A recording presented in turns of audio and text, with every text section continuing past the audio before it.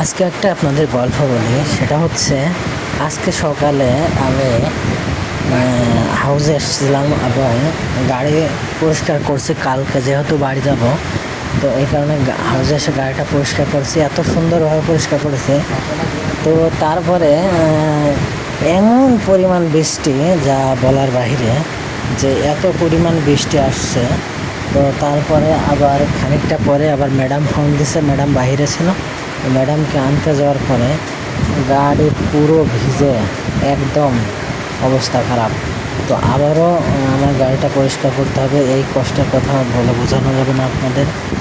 তো খুবই কষ্ট লাগছে। আর এত পরিমাণ বৃষ্টি, আল্লাহর রহমত, অনেক বৃষ্টি হয়েছে। কিছুদিন যাবত এত পরিমাণ গরম পড়ছিল।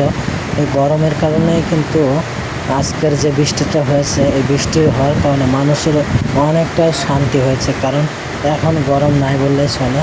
তো আলহামদুলিল্লাহ গরম কমছে এবং বৃষ্টি হয়েছে। তো দুটোই মানুষের জন্য উপকার ছিল।